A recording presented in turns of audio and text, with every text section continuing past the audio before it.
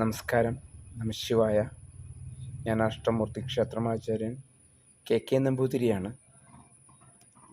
ഞാൻ 2 ദിവസം ഒരു പരിപാടിയിൽ പങ്കെടുത്തപ്പോഴേ യുക്തിവാദിയെ പോലെ തോന്നുന്ന ചില ഡയലോഗുകൾ ഉണ്ടായിരുന്നു.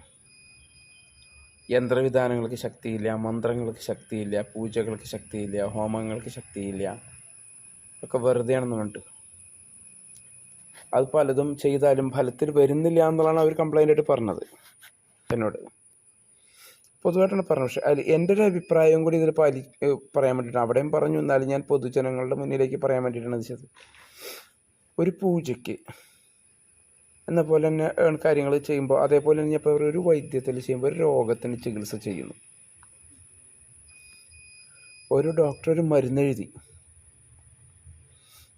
ആ മരുന്ന് കൃത്യമായിട്ട് ചെയ്യുന്നതിന് പകരം എന്ത് ചെയ്യും, ഡോക്ടർ ഇതിനേക്കാളും റേറ്റ് കുറവുള്ള അഡ്ജസ്റ്റബിൾ മരുന്ന് എന്തെങ്കിലും ഉണ്ടോ എന്ന് നോക്കുമ്പോൾ ഡോക്ടർ എന്ത് ചെയ്യും, അവർ ഒരു മരുന്ന് എഴുതി കൊടുക്കും. ചിലപ്പോൾ ആ മരുന്നിന് ചിലപ്പോൾ ഉദ്ദേശിക്കുന്ന ഡോസോ അല്ലെങ്കിൽ ഉദ്ദേശിക്കുന്ന ഫലങ്ങളോ ഉണ്ടാവില്ല.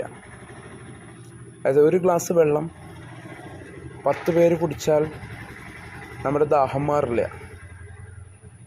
അതുപോലെയാണത്. ഒരാൾക്കൊരു കപ്പ് വെള്ളമെങ്കിലും കിട്ടണം. അതുപോലെ ഓരോ കർമ്മത്തിനും അതിൻ്റേതായ വസ്തുക്കൾ ഉപയോഗിച്ച് ചെയ്യണം, അതിൻ്റെ അളവിനും ചെയ്യണം. ഇന്ന് പലരും അത് സമ്മതിക്കാറില്ല. പകരം എങ്ങനെയെങ്കിലും എങ്ങനെയെങ്കിലും അഡ്ജസ്റ്റ് ചെയ്യുമെന്ന് പറയുമ്പോൾ എന്താ ചെയ്യുക, ഈ കിട്ടണ ദക്ഷിണ കിട്ടിക്കോട്ടെ എന്ന് വിചാരിക്കുന്ന അവസ്ഥ എത്തി പലരും. കാരണം അവർക്ക് നേരെയാവില്ല എന്ന് അറിഞ്ഞിട്ട് തന്നെയാണ് പലരും ഇത് ചെയ്തു കൊടുക്കുന്നത്. കാരണം വേണ്ട രീതിയിൽ ചെയ്താൽ മാത്രമേ ഫലിക്കുള്ളൂ എന്നറിയുന്ന മാന്ത്രികർ 90% ഇന്നെന്താ ചെയ്യുന്നത്, ഉദരനിമിത്തം ബഹിർഹൃത വേഷം നൽകി മാറി തുടങ്ങി. കാരണം ആ കിട്ടണ ദക്ഷിണ കൊണ്ട് അവനൊരു കുടുംബമെങ്കിലും കഴിയുമല്ലോ എന്നുള്ള അവസ്ഥയിലേക്ക് അവർ ചിന്തിച്ചു തുടങ്ങി. ആ ചിന്തിപ്പിക്കുന്ന ആരാ? പൊതുജനങ്ങളാണ്. അല്ലാന്ന് വാശി പിടിച്ച് ഇങ്ങനെ ചെയ്യുള്ളൂ എന്ന് വാശി പിടിക്കുന്നവരുടെ അടുത്തേക്ക് പോകാൻ മടിയാ. അയ്യോ ഒരു ഭയങ്കര കാശ് പറയൂട്ടോ, നീ അവരെൻ്റെ ചിലവിന് കാശ് പറയൂട്ടോ, നമുക്ക് എങ്ങനെയാണ് കുറവിന് ഇതാക്കാൻ, ചെയ്തില്ലേലും കുഴപ്പമില്ല, ചെയ്തു എന്ന് പറഞ്ഞ് പ്രസാദം കിട്ടിയാൽ മതി പലർക്കും, അല്ലെങ്കിൽ എന്തെങ്കിലും ഒന്ന് കാട്ടിക്കൂട്ടിയാൽ മതി. ഓരോ ഹോമവിധാനത്തിനും ഓരോ പൂജകൾക്കും അതിൻ്റേതായ വസ്തുക്കൾ അത്രയും അളവിൽ ഹോമിച്ചാലാണ് ഫലം പറയുന്നത്. ഇന്ന് ചിലരെന്ത് ചെയ്യും, ആ വസ്തുക്കൾ തന്നെ ഹോമിക്കും, വളരെ അളവ് കുറയ്ക്കും. 1,00,000 സംഖ്യ ഹോമിക്കേണ്ട വസ്തുവിന് എന്താ പറയുക, അതിൻ്റെ 10 ഹോമിച്ചിട്ട് കാര്യമില്ലല്ലോ. ഉപാസനകൾക്കാണ് 10 ലക്ഷം ജപിച്ച് 1,00,000 ഹോമിക്കലൊക്കെ വരുന്നത്. ഈ മാന്ത്രിക ഹോമങ്ങൾക്ക് സംഖ്യ തുല്യം തന്നെ ജപിക്കുകയും ഹോമിക്കുകയും വേണ്ട അവസ്ഥകളുണ്ട്. ഇനിയൊരു വിഭാഗം ഉണ്ടെന്നാണ്, ഇവർ ഈ പണിയെടുത്ത് കഴിഞ്ഞാൽ ദക്ഷിണ കൊടുക്കേണ്ടി വരുമ്പോൾ 6-7 ദിവസം പണിയെടുത്ത ശേഷം ഒരു 1000 രൂപ കൊടുക്കും.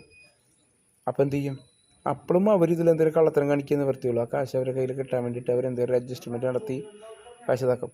സത്യത്തിൽ ഇവർക്ക് മര്യാദയ്ക്ക് ചെയ്യാനുള്ള അവസരം ഉണ്ടാക്കി കൊടുത്താലേ ഇത് ഭംഗിയായിട്ട് ചെയ്യാൻ പറ്റുള്ളൂ. 41 ദിവസം പൂജിച്ച് വേണ്ട രീതിയിൽ കാര്യങ്ങൾ ചെയ്താൽ ശക്തി കിട്ടും, വേണ്ട വിദ്യ പ്രയോഗിക്കപ്പെടും എന്ന് പറയുന്ന ഏലസ്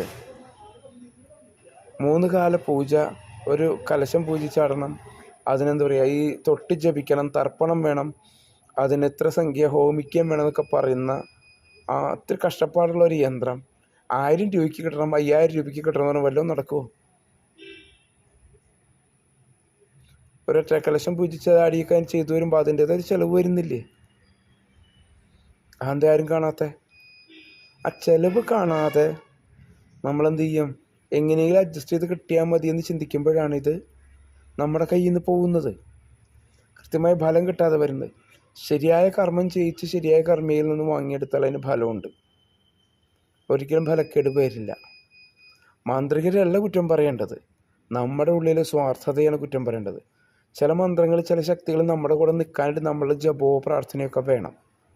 ചിലർക്ക് അതിനൊന്നും നേരം ഉണ്ടാവില്ല, എന്തെങ്കിലും കാട്ടിക്കൂട്ടി കിട്ടിയാൽ മതി. അങ്ങനെയൊക്കെ വരുമ്പോഴാണ് ഇത് നശിച്ചു പോകുന്നത്. പല കേസുകൾക്കും ചെയ്യുന്ന പല മന്ത്രവിദ്യകളും അതിൻ്റേതായ കടുപ്പമുണ്ട്, അതിൻ്റേതായ ചിലവുണ്ട്. 18 ദിവസം ചെയ്യുന്ന ചില ചടങ്ങിന് നിസ്സാര കാശ് കൊടുത്താൽ നടത്തണം എന്ന് പറഞ്ഞാൽ പറ്റിയെന്ന് വരില്ല. ഒരാളെ സഹായിയായിട്ട് വിളിച്ചാൽ പോലും 2000-3000 കൊടുക്കണം, ചുരുങ്ങിയത് എന്നറിയാത്തവന്. എന്നിട്ട് ആചാര്യനൊന്നും കിട്ടാതെ അയാളും ജീവിക്കാൻ വേണ്ടി തന്നെ കർമ്മങ്ങൾ ചെയ്യുന്ന, അയാളുടെ കാര്യങ്ങൾ നടക്കാൻ കൂടി വേണ്ടിയിട്ടും കൂടിയാണ്. ഫ്രീ ആയിട്ട് ആരും ആർക്ക് വേണ്ടി ഒരു കർമ്മവും ചെയ്യില്ല. കാരണം അങ്ങനെ ചെയ്തിട്ട് കാര്യവുമില്ല. പ്രതിഫലമില്ലാത്ത കർമ്മം ചെയ്തിട്ട് ഒരു ഗുണവുമില്ല. അയാളെടുത്ത പണിക്കുള്ള പ്രതിഫലം കിട്ടിയിട്ടുണ്ടെങ്കിൽ മാത്രമേ നമുക്ക് ആ കർമ്മം കൊണ്ട് ഗുണമുള്ളൂ. 5000 ചിലവായ ഒരു പൂജയ്ക്ക് നമ്മൾ 1000 കൊടുത്തിട്ട്, അല്ലെങ്കിൽ ആ ചിലവായ 5000 കൊടുത്തിട്ട് ബാക്കി നമ്മൾ അങ്ങോട്ട് സഹിച്ചോട്ടെ എന്ന് പറഞ്ഞാൽ ഒരു കാര്യമില്ല, നമുക്കൊരു ഗുണവും കിട്ടില്ല. കിട്ടണമെങ്കിൽ എന്ത് വേണം? അദ്ദേഹത്തിന് ചിലവായ കാശും ഒപ്പം അദ്ദേഹത്തിൻ്റെ ദക്ഷിണയും കൂടി കൃത്യമായിട്ട് കൊടുത്താൽ മാത്രമേ നമുക്കതിൻ്റെ ഗുണം ഉണ്ടാവുള്ളൂ. ഈ പറഞ്ഞവരോടൊക്കെ എനിക്ക് പറയാനുള്ളത് എന്താണ്? കൃത്യമായ കർമ്മങ്ങൾ ചെയ്യിച്ചാൽ, വേണ്ട രീതിയിൽ ചിലവാക്കി ചെയ്യുന്ന കർമ്മങ്ങളാണെങ്കിൽ അതിൻ്റെ ഫലം ഉണ്ടാവും. അവർ നിർദ്ദേശിക്കുന്ന അതേ സാധനങ്ങൾ വേണമെന്ന് പറയുമ്പോൾ അതൊക്കെ എത്തിച്ചു കൊടുക്കാനുള്ള മനസ്സും കൂടി ഉണ്ടാവണം. എന്നാൽ മാത്രമേ ഫലിക്കുള്ളൂ. അവിടെയാണ് മാറ്റം. ഒരു നല്ല ജ്യോതിഷിയെ കണ്ട മാന്യമായ ദക്ഷിണ കൊടുക്കേണ്ടി വരും. അതിന് പകരം തന്നൊരു ഒരു ജ്യോതിഷിക്ക് ദക്ഷിണ കൊടുക്കുമ്പോൾ 500 നിൽക്കുമോ, 100 നിൽക്കുമോ, 1000 നിൽക്കുമോ എന്നുള്ളത് മാത്രമാണ് ചോദ്യം. പക്ഷെ എനിക്ക് നടക്കേണ്ടത് 1000 കോടിയുടെ വിഷയമാണ് കേട്ടോ. ഒരുപാട് പ്രശ്നങ്ങളാണ്. ഇതെല്ലാം കൂടി എനിക്കൊരു 500 രൂപ തീർന്ന് കിട്ടുകയാണെങ്കിൽ വലിയ സന്തോഷമായി. അതിന് മാത്രമുള്ള ഉടായ്പ എന്താണെന്ന് മാത്രമാണ് എനിക്കറിയാത്തത്. ഇനി ആർക്കെങ്കിലും അറിയും ഇതാവാലും ഇല്ല. പക്ഷെ ന്യായമായ കാര്യങ്ങളൊക്കെ ദേവതയ്ക്ക് ന്യായമായ പൂജകളും നിവേദ്യങ്ങളും കൊടുത്താൽ തന്നെ നടക്കുള്ളൂ. അല്ലാതെ നടക്കുമെന്നുള്ളത് എനിക്ക് തോന്നിയിട്ടില്ല ഇതുവരെ. വേണ്ട രീതിയിൽ കർമ്മം ചെയ്താൽ അതിൻ്റെ ഫലം ഉണ്ടാവും, സത്യം തന്നെയാണ്. പക്ഷെ വേണ്ട രീതിയിൽ ചെയ്യണം എന്നതാണ് അവിടുത്തെ വിഷയം. ചെയ്യാതിരിക്കുന്നതാണ് അതിൻ്റെ പ്രോബ്ലം. സോ ഇനിയെങ്കിലും ആൾക്കാർ മാന്ത്രികരും ജ്യോതിഷികളും കുറ്റം പറയുന്നത് നിർത്തിയിട്ട് കൃത്യമായ കർമ്മങ്ങൾ ചെയ്താൽ അതിന് കൃത്യമായ ഫലം ഉണ്ടാവും. അല്ലാതെ അവർ കുറ്റം പറഞ്ഞ എന്താ കാര്യം?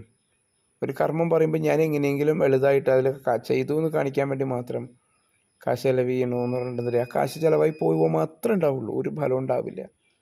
41 ദിവസത്തെ യന്ത്രം പോലെയാണ്. ആ യന്ത്രത്തെ 3 ദിവസം കൊണ്ടും 2 ദിവസം കൊണ്ടും നിറച്ച് എനിക്ക് തരുമെന്ന് പറഞ്ഞാൽ എന്താ ഗുണം? വിദ്യയ്ക്ക് ഉപയോഗിക്കുന്ന നെയ്യ് ജപിച്ച് കഴിച്ചിട്ട് അവർക്ക് ദക്ഷിണ കൊടുക്കാതെ വെറുതെ ജപിപ്പിച്ച് കഴിച്ചിട്ട് എന്താ കാര്യം? ഏത് കാര്യങ്ങൾ ചെയ്യുന്നുണ്ടെങ്കിലും അതിൻ്റെ ഗുണദോഷങ്ങളെ മനസ്സിലാക്കി, അതിൻ്റെ അവസ്ഥകളെ മനസ്സിലാക്കി കൃത്യമായി ചെയ്യിച്ചാൽ ഫലം ഉണ്ടാവും. വേറെ ചിലർ, ഞാൻ ഒന്നിൻ്റെ സുഹൃത്തുക്കൾ പറഞ്ഞു കേട്ടിട്ടുണ്ട്, പൂജയ്ക്ക് ഏർപ്പാടാക്കി എല്ലാ സാധനങ്ങളും ഒരുക്കി എല്ലാം കൊണ്ടുവച്ച് കഴിയുമ്പോൾ പറയും, ദക്ഷിണ തരാൻ കാശില്ലാട്ടോ തിരുമേനെ, നിങ്ങൾക്ക് പറ്റും വെച്ചാൽ ഫ്രീ ആയിട്ട് കഴിച്ചു തരാൻ പറയുന്നവരുണ്ടെന്ന്. ആരും ഇത് ചെയ്യില്ല. അതിൻ്റെ മെനക്കെട്ടിൽ ആരും ഉണ്ടാവില്ല.